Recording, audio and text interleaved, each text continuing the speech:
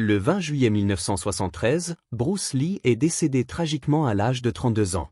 Il était un héros d'action, une icône culturelle, une légende des arts martiaux à l'aube de la célébrité mondiale. Ce fut un choc total. Comment cela pouvait-il être possible? Dans cette enveloppe se trouvent les dossiers de décès de Bruce, des documents officiels de l'enquête judiciaire sur sa mort. Quand la porte du garage s'est ouverte en grinçant, personne ne savait à quoi s'attendre. Mais ce qu'ils ont découvert à l'intérieur de la propriété de Bruce Lee a laissé tout le monde sans voix.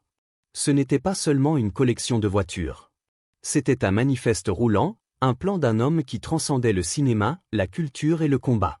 Dans le silence taché d'huile se trouvait une histoire figée dans le temps, des symboles d'ambition, d'identité et d'appartenance. Certains objets étaient inestimables, d'autres bizarres. Tous représentaient Bruce Lee. Et pour la première fois depuis sa mort soudaine, le monde allait découvrir ce qu'il avait vraiment laissé derrière lui. Regardons cela de plus près. Le jour où la porte s'est enfin ouverte. La mort de Bruce Lee le 20 juillet 1973 a provoqué une onde de choc dans le monde entier.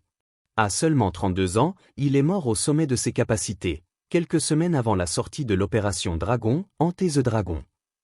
Les répercussions furent immédiates, frénésie médiatique, enquête et deuil des fans à travers le globe. Mais tandis que le monde se concentrait sur les théories et les autopsies, un mystère plus discret restait scellé. Son garage, un endroit que peu imaginaient abriter des secrets qui allaient bientôt laisser le monde sans voix. Pendant des années, le garage est resté verrouillé, d'abord par respect, puis par nécessité légale. Avec Linda Lee gérant la succession et faisant face aux poursuites judiciaires, aux interviews et aux chagrins, le garage est devenu quelque chose de oublié et de sacré. Ce n'est que quelques années plus tard, alors que la maison était sur le point d'être vendue, qu'une équipe d'inventaire, chargée de cataloguer les actifs de la succession, a enfin soulevé la lourde porte du garage. Ce qu'ils ont trouvé a choqué même les plus proches de lui. Au centre, sous une bâche qui couvrait à peine le véhicule, se trouvait une Mercedes-Benz 350 SL rouge de 1972, recouverte de poussière mais dégageant toujours une aura de puissance contrôlée. Une voiture européenne haut de gamme n'était pas seulement un moyen de transport, c'était un symbole de statut. Dans une industrie encore réticente à accepter les acteurs asiatiques, le garage de Bruce Lee révélait un homme qui comprenait que l'image comptait à Hollywood. La voiture n'était pas un luxe aléatoire. C'était un symbole d'arrivée. Lorsque Lee et sa famille sont retournés à Hong Kong juste avant sa mort, ce symbole de statut l'a suivi, probablement comme un rappel qu'il avait accompli ce que peu d'autres avant lui avaient réussi. Conquérir Hollywood en tant qu'acteur asiatique. À côté de la Mercedes se trouvaient des caisses, certaines remplies d'équipements d'arts martiaux, d'autres empilées avec des boîtes étiquetées de la main de Bruce, scripts, effets personnels, accessoires d'entraînement. Il y avait même un dossier vert marqué Rolls-Royce, qui contenait plus tard des lettres de concessionnaires et des reçus de paiement. Pour ce présent, le garage offrait un regard rare et non filtré sur Bruce Lee. Pas l'icône de l'écran, mais l'homme en dehors des plateaux. Les objets étaient restés intacts depuis sa mort, figés comme des reliques, attendant d'être redécouverts. Ce n'était pas seulement un garage. C'était un autoportrait fait d'acier, de sueur et de vitesse. Et la Mercedes? Sa présence n'était pas seulement personnelle, elle était politique. À une époque où Lee se battait encore pour obtenir des rôles principaux, être vu dans une telle voiture disait ce que Hollywood n'était pas prêt à admettre. Bruce Lee appartenait pleinement, publiquement, définitivement aux rues de Hong Kong. C'était une démonstration de pouvoir. Et ce n'était que le début de ce qu'ils ont trouvé. Tonnerre rouge, la Mercedes-Benz 350 SL de Bruce Lee. Dans le silence poussiéreux du garage de Bruce Lee, la Mercedes-Benz 350 SL rouge de 1972 se démarquait comme un projecteur. Basse, élégante et indéniablement européenne, la voiture était la fierté de Lee, un choix délibéré, pas un achat impulsif. Ce n'était pas la voiture la plus exotique d'Hollywood, mais pour Bruce, elle envoyait exactement le message qu'il voulait. Statut, sophistication, surtout, appartenance. La 350 SL n'était pas une question de puissance brute. Elle était une question d'équilibre, tout comme Lee lui-même. Propulsée par un moteur V8 de 4,5 litres et enveloppée dans une carrosserie conçue pour une précision nette, la voiture incarnait le contrôle, reflétant son obsession pour la performance et la discipline. Posséder une décapotable de luxe allemande au début des années 70, surtout en tant qu'acteur asiatique en pleine percée, n'était pas seulement une question de goût. C'était une déclaration. Bruce Lee ne faisait pas que passer par Hollywood. Il était arrivé et était là pour rester. Des photographies du tournage de l'opération Dragon le montrent arrivant dans la SL, descendant avec le même détachement cool qu'il apportait à l'écran. Des amis se souvenaient de trajets nocturnes le long de Sunset Boulevard, le toit ouvert, ses lunettes aviateurs sur le nez. Dan Innocento, un étudiant proche et collaborateur, a remarqué un jour, Bruce ne conduisait pas seulement cette voiture. Il se déplaçait avec elle. C'était une extension de lui. Lorsque le garage a été ouvert après sa mort, l'état de la voiture était étonnamment bien préservé. Le cuir était craquelé, mais intact. Le tableau de bord contenait encore les lunettes de soleil préférées de Bruce. La boîte à gants renfermait des enveloppes pliées du DMV de Californie et un reçu d'un lave-auto de Los Angeles daté du 18 juillet 1973, 2 jours avant sa mort. Ce n'était pas une pièce d'exposition. Elle était bien utilisée et bien aimée, et cela se voyait. Cette voiture avait clairement été utilisée régulièrement. C'était la fierté et la joie de Bruce. Mais au-delà de ses détails techniques et de son histoire, la Mercedes révélait quelque chose de plus profond sur Bruce Lee. Dans une industrie où la perception régnait, cette voiture faisait partie de son armure. Il n'était pas seulement un artiste martial. Il était une star, et la Mercedes l'aidait à projeter cela. Elle le distinguait du stéréotype de l'homme asiatique humble et soumis, un rôle qu'Hollywood essayait de lui imposer encore et encore. Il refusait d'être défini par des limitations. Ainsi, il a choisi une voiture qui pouvait tenir tête sur Mulholland Drive ou Sunset Strip, une voiture qui attirait les regards lorsqu'elle était garée devant le château Marmont ou les studios Golden Harvest. Quelque chose qui disait sans mots, « Je ne suis pas un visiteur ici. J'appartiens ». Lorsqu'il est retourné à Hong Kong, la voiture racontait l'histoire d'une star d'Hollywood. Pour ceux qui ont découvert la voiture après sa mort, le message résonnait encore fort. De toutes les choses trouvées dans le garage de Bruce Lee, rien ne capturait sa philosophie, son combat pour la reconnaissance, comme la Mercedes rouge. Mais dans sa vie, Bruce Lee avait jeté son dévolu sur d'autres voitures qui lui offraient ce statut de star. Et il n'y avait pas de meilleur homme à imiter en matière de voiture que Steve McQueen. La Porsche qui lui a échappé. L'appétit de Bruce Lee pour la performance ne se limitait pas aux arts martiaux. Il était fasciné par les machines qui exigeaient de la discipline, des véhicules conçus avec la même précision qu'il demandait à son propre corps. Il n'est donc pas surprenant qu'au début de 1973, Bruce Lee ait sérieusement envisagé une Porsche 911 Targa, en particulier un modèle argenté de 1968. Élégante, agile, et famously conduite par Steve McQueen. Selon Linda Lee, Bruce admirait depuis longtemps le cool effortless de McQueen, mais il ne voulait pas l'imiter. Il voulait être considéré comme son égal. À Hollywood, la voiture que vous conduisiez comptait. La Porsche n'était pas seulement rapide. C'était une déclaration, un pont entre l'icône des arts martiaux et la royauté du cinéma américain. Cette Porsche signifiait quelque chose pour Lee, et il en a rêvé pendant des mois. Selon l'histoire, Lee a mentionné son intérêt à McQueen, qui lui a proposé de l'emmener faire un tour sur Mulholland Drive. Ce qui a suivi n'était pas un essai routier ordinaire. McQueen, un coureur amateur entraîné, a poussé la voiture à fond à travers des virages étroits et des descentes abruptes.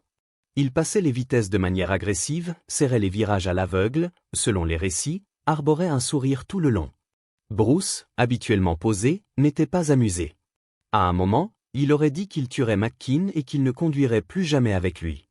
La leçon de conduite de McQueen avait un but, cependant. La Porsche 911 S Targa était une machine. Il fallait savoir ce qu'on faisait pour la conduire. Et apparemment, McQueen n'avait pas beaucoup confiance en les capacités de conduite de son ami. Dans son garage, le moment semblait vivre sur papier.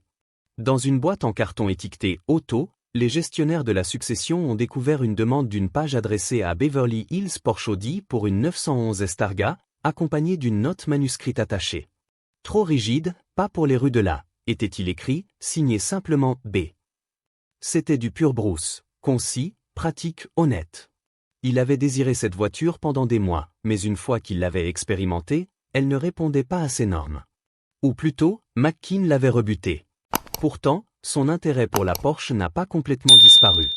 Dans un tiroir près de son établi se trouvait un modèle réduit de la taille d'une boîte d'allumettes de la voiture exacte. Un souvenir? Un rappel? Personne ne le sait. Ce qui rend cette histoire encore plus intrigante, c'est ce qui n'était pas là. Bien que Bruce ait finalement acheté une Porsche, aucune Porsche physique n'a été trouvée dans le garage après sa mort. Pas de document de propriété, pas de registre d'entretien, juste la demande, la réplique miniature et l'anecdote. Il est possible qu'elle ait été vendue avant le déménagement à Hong Kong. Sa voiture de rêve n'a peut-être pas répondu à ses attentes. Les fans espérant des réponses dans le garage n'ont trouvé que des fragments et une légère dose de déception. Mais ce que l'épisode révélait sur Bruce Lee perdurait. Il ne courait pas après des objets tapax sans grave l'œil. Il recherchait le contrôle, le sens et la fonction, que ce soit dans la chorégraphie, la philosophie ou la puissance. La Porsche aurait pu être le symbole ultime de statut, mais elle ne pouvait pas remplacer sa bien-aimée Mercedes-Benz. La note manuscrite, j'ai tout laissé là-dedans.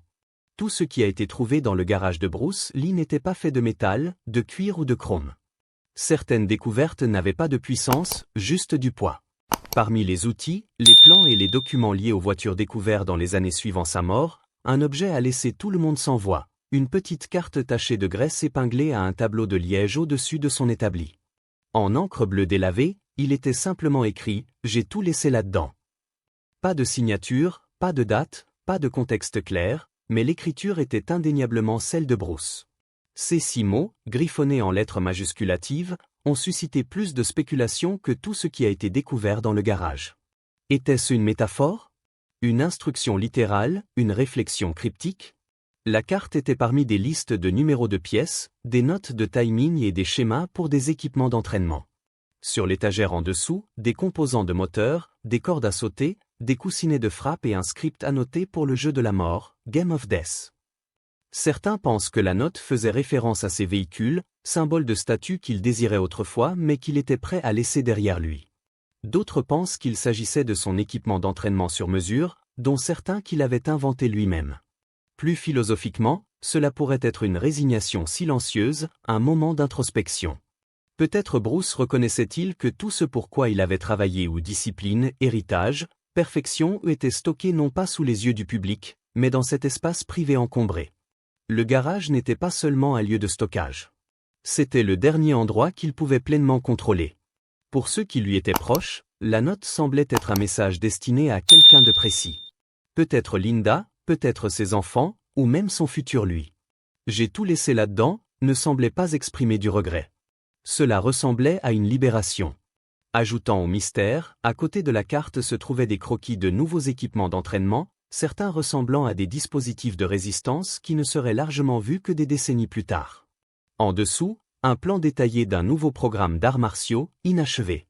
Ce n'était pas une lettre. Ce n'était pas une entrée de journal. C'était une déclaration épinglée nonchalamment dans la seule pièce que Bruce Lee avait vraiment pour lui. Un espace rempli de voitures, d'outils et de plans, les choses avec lesquelles il ne jouait pas, mais qu'il construisait. De tous les objets trouvés dans le garage de Bruce Lee, aucun ne parlait plus fort que cette simple note. Pas un véhicule, pas une arme.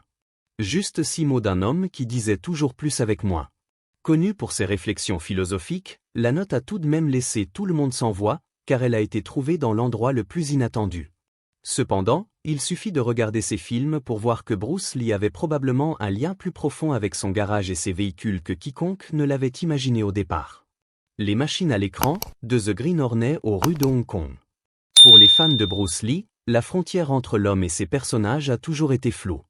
Ainsi, lorsque les examinateurs de la succession ont commencé à cataloguer les objets dans son garage après sa mort, ce n'étaient pas seulement des possessions personnelles qu'ils ont découvertes. C'était une histoire cinématographique, le genre de souvenir qui reliait ses doubles vies en tant qu'artiste martial et icône cinématographique mondiale. Ce qu'ils ont trouvé renforçait une vérité, l'identité de Bruce Lee ne s'arrêtait pas lorsque les caméras cessaient de tourner. Cachée sous une lourde toile se trouvait une grille avant noire, usée mais instantanément reconnaissable. Elle appartenait à Black Beauty, la voiture conduite par le personnage de Lee, Kato, dans The Green Hornet. Le véhicule original, une Chrysler Imperial Crown de 1966 fortement modifiée, était stocké ailleurs, mais cette grille était un accessoire de secours utilisé pour des gros plans et des photos promotionnelles. Le ruban adhésif à l'arrière portait encore l'étiquette manuscrite GBK à l'avant. À côté, une boîte de plaques d'immatriculation, certaines vierges, d'autres utilisées à l'écran, était marquée GH Tournage Hong Kong. Une plaque, en lettres vertes délavées, indiquait DRGN 73. Les chercheurs pensent qu'elle a été créée pour une scène de conduite abandonnée de l'Opération Dragon. Bien que la scène n'ait jamais été incluse dans le montage final, la plaque est restée, laissant entrevoir un plan cinématographique qui n'a jamais vu le jour. En fouillant davantage, ils ont trouvé des polaroids délavés d'une Chevy Nova quelconque couverte de décalcomanie sur le thème des arts martiaux, avec une pancarte artisanale à la lunette arrière indiquant « Protégé par The Green Hornet ». Une sorte de promotion de guérilla probablement utilisée à Los Angeles. La voiture elle-même a été retrouvée plus tard, rouillant derrière la propriété. Ce qui devenait clair, c'est que Bruce ne jouait pas seulement dans des scènes de voiture, il les orchestrait. Sur le tournage de Le Jeu de la mort, il aurait insisté pour choisir lui-même les véhicules de cascade, travaillant avec les coordinateurs pour chorégraphier même le moindre crissement de pneus. Il voulait que le mouvement, même sur 4 roues, reflète le rythme, la discipline et l'intention. Cette mentalité s'étendait à son domicile. Le garage n'était pas une décharge de stockage. C'était un musée personnel. Un mur arborait une photo encadrée en noir et blanc de lui sur le tournage de The Green Hornet, appuyé nonchalamment contre Black Beauty.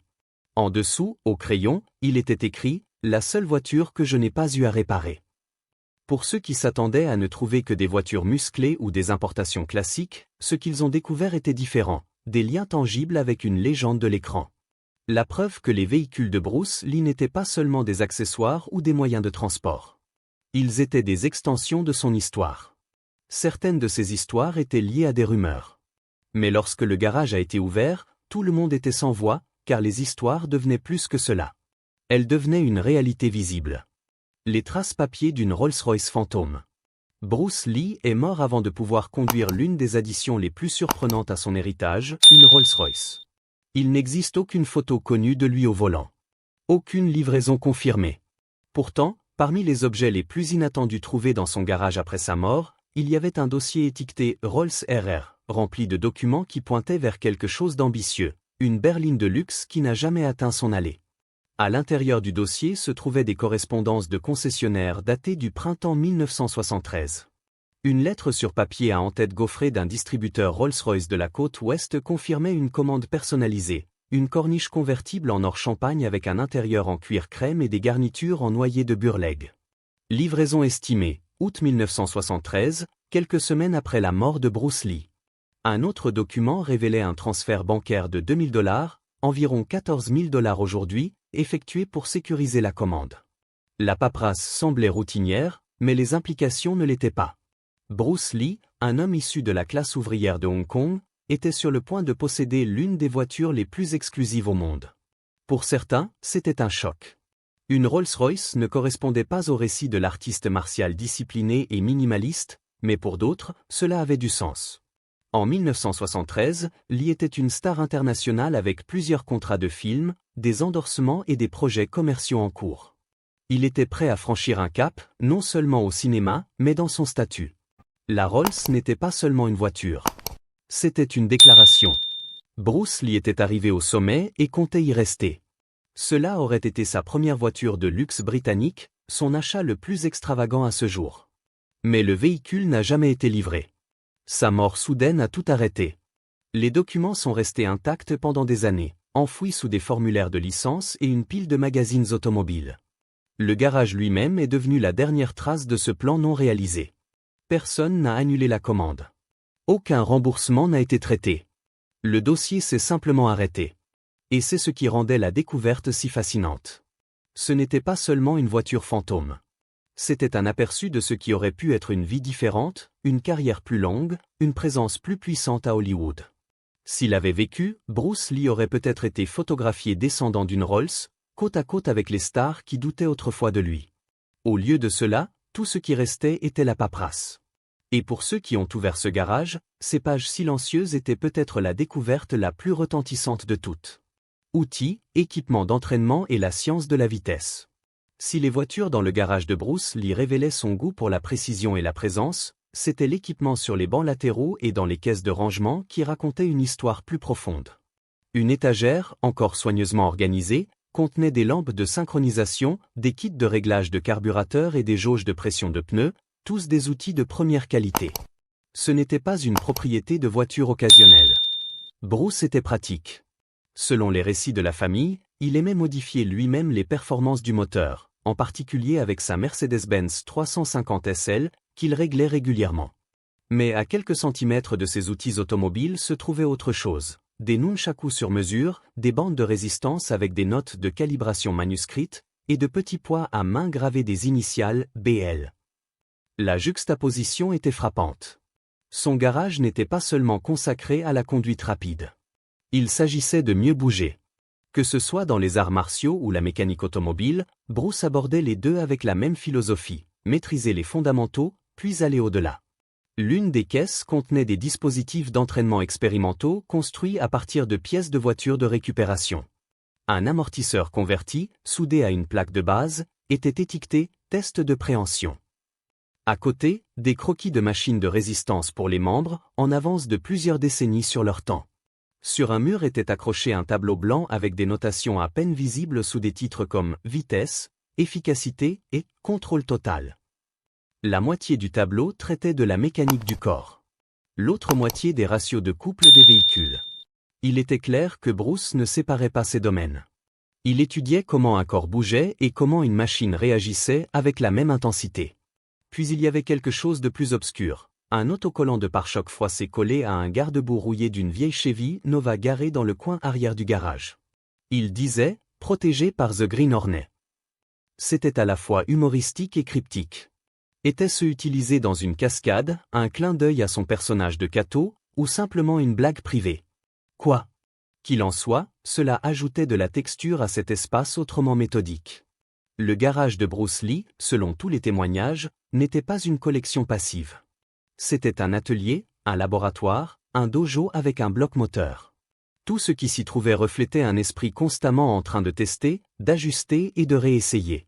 Pour un homme obsédé par le mouvement, humain ou mécanique, les outils qu'il a laissés derrière lui étaient plus que des restes. C'étaient les traces d'un processus, d'un système, d'une quête pour quelque chose de plus rapide, de meilleur, de plus raffiné, non seulement dans la rue, mais en lui-même. Pourquoi ce qui a été trouvé laisse encore tout le monde sans voix?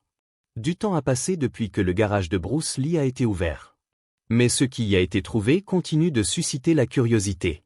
Pas à cause de sa valeur financière, bien que certains objets soient probablement inestimables, mais à cause de ce qu'ils révèlent sur l'homme derrière la légende.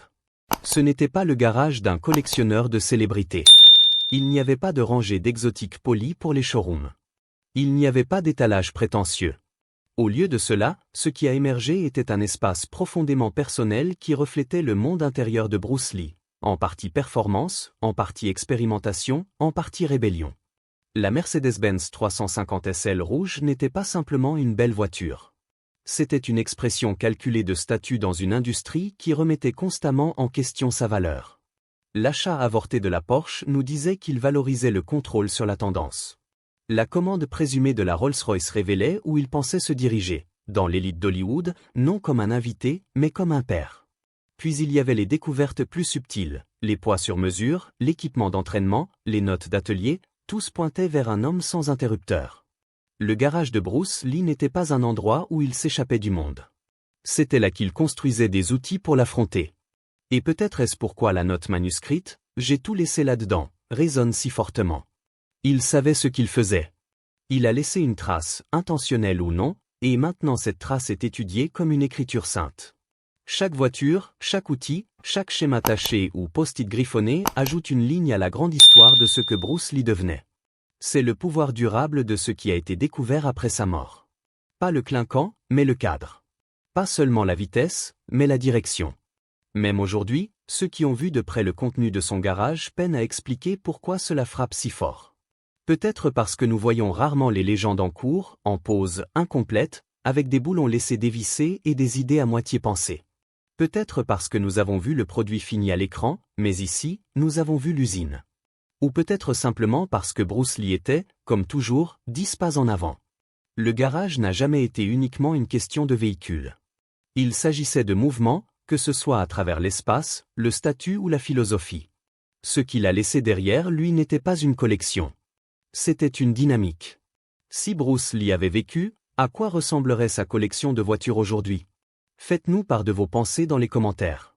Merci d'avoir regardé. À la prochaine vidéo.